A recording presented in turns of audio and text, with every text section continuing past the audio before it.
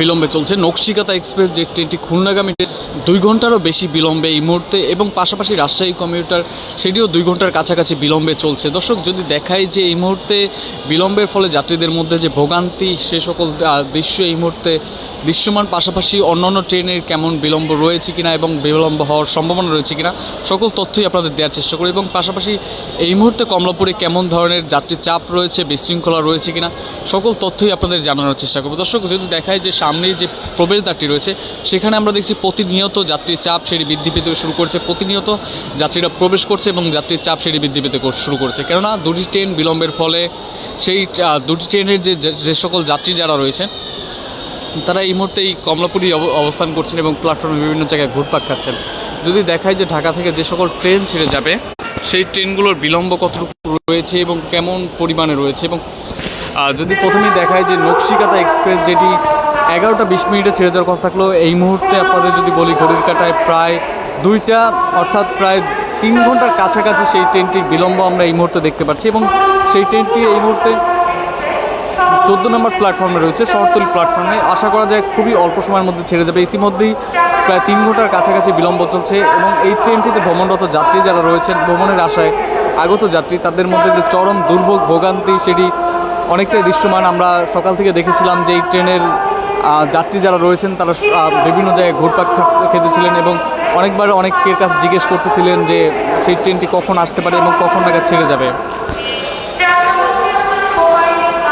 পরবর্তীতে যদি দেখাই রাজশাহী কমিউটার যেটি চাঁপাইনবাবগঞ্জের উদ্দেশ্যে 5 নম্বর প্ল্যাটফর্ম থেকে 12টা 15 মিনিটে ছেড়ে যাওয়ার কথা থাকলেও সেটিও যথাসময়ে ছেড়ে যেতে পারেনি। এই মুহূর্তে ঘড়ির কাঁটায় 2টা অর্থাৎ 1 ঘন্টা 45 মিনিটের মতো বিলম্ব চলছে, এবং আরও কতটুকু সময় এটির প্রয়োজন হতে পারে সেই বিষয়ে কোনো সুনির্দিষ্ট তথ্য নেই। প্রতিদিনই আমরা দেখি এই রাজশাহী কমিউটার যে ট্রেনটি রয়েছে সেটি প্রতিদিনই আমরা দেখতে পারি বিলম্বের সম্মুখীন হয়।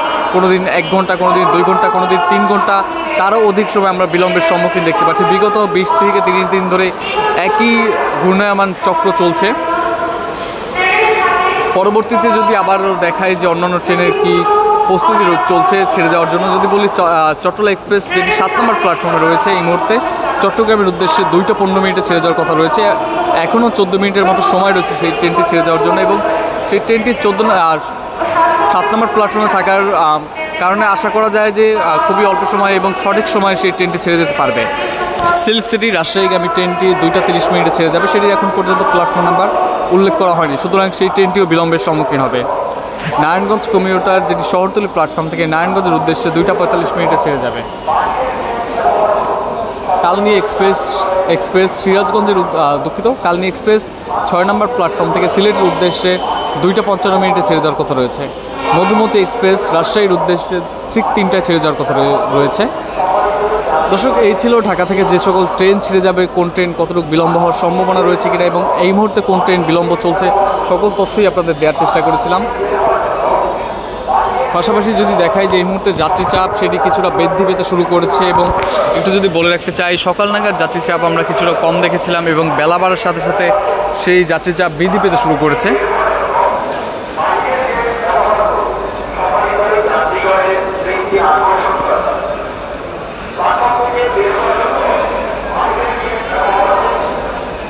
দর্শক, আপনাদের যদি দেখায় যে যাত্রীদের কথা বিবেচনায় বা যাত্রার মান উন্নয়নে বিভিন্ন পদক্ষেপ রেলওয়ে থেকে নেওয়া হয়েছে। 2টি ট্রেন শিডিউল বিপর্যয় ইতিমধ্যেই চলছে 2 ঘন্টা এবং 3 ঘন্টা। এত সময় বিলম্বের ফলে যাত্রী যারা রয়েছেন তারা প্ল্যাটফর্মেই ঘুরপাক খেতে থাকেন, এবং যাত্রীদের কথা বিবেচনা করে বা যাত্রার মান বিবেচনা করে পুরো কমলাপুর এবং বিমানবন্দর এবং বেশ কয়েকটি রেল স্টেশনে ইতিমধ্যেই আমরা দেখেছি যে ফ্রি ইন্টারনেট সেবা সেটি প্রদান করা হচ্ছে। বিশেষত যদি বলি যে কমলাপুর রেল স্টেশন, পুরো কমলাপুর রেল স্টেশনে ফ্রি ইন্টারনেট সেবায় আওতায় আনা হয়েছে। যেমনটি দেখছেন যে এখানে স্ক্যানিং ব্যানার রয়েছে, এই স্ক্যানিং করার মাধ্যমে যাত্রীরা ফ্রি ইন্টারনেটের অ্যাক্সেস সেটি পেয়ে থাকবে।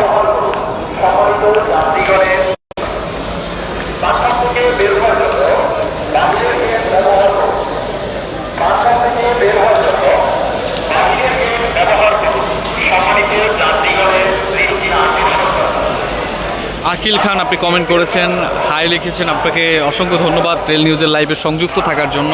যদি কোনো প্রশ্ন থাকে আপনি করতে পারেন।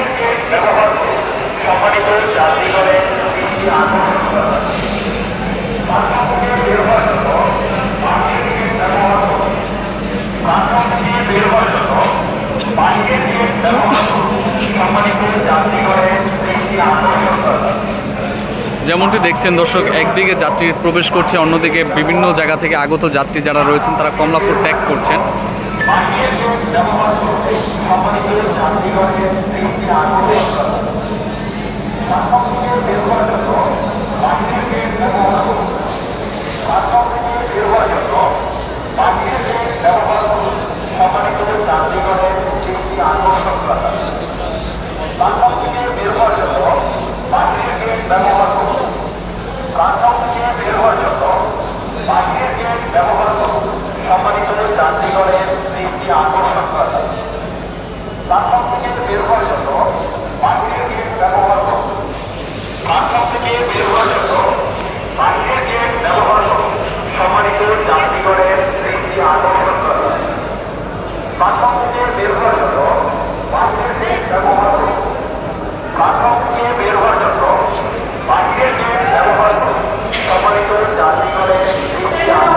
দর্শক, যেমনটি বলছিলাম যে সকাল নাগাদ যাত্রী চাপ অনেকটাই কম থাকে এবং বেলা বাড়ার সাথে সাথে অর্থাৎ দুপুরের দিকে আবার যাত্রী চাপ বৃদ্ধি পেতে শুরু করে এবং বিকাল থেকে সন্ধ্যা পর্যন্ত কিছু যাত্রী চাপ কম থাকে এবং সন্ধ্যার পরবর্তীতে যাত্রী চাপ আবার বৃদ্ধি পেতে শুরু করে। এই চক্র আমরা প্রতিদিনই দেখতে পারি যে সকাল নাগাদ যাত্রী চাপ কম এবং বেলা বাড়ার সাথে সাথে সেই যাত্রী চাপ বৃদ্ধি পেতে এই এরকম প্রতিদিনই রুটিন মাফিক যাত্রীদের যে চাপ সেটি আমরা দেখতে পারি। এবং এই মুহূর্তে যদি বলি সেই যাত্রী চাপ বৃদ্ধি পেতে শুরু করেছে। যেমনটি দেখছেন যে প্রবেশদ্বার থেকে বিপুল সংখ্যক যাত্রী ভিতরে প্রবেশ করছেন এবং শিডিউল বিপর্যয়ের ফলে প্ল্যাটফর্মের উপরে বাড়তি যে চাপ সেটি এই মুহূর্তে দৃশ্যমান।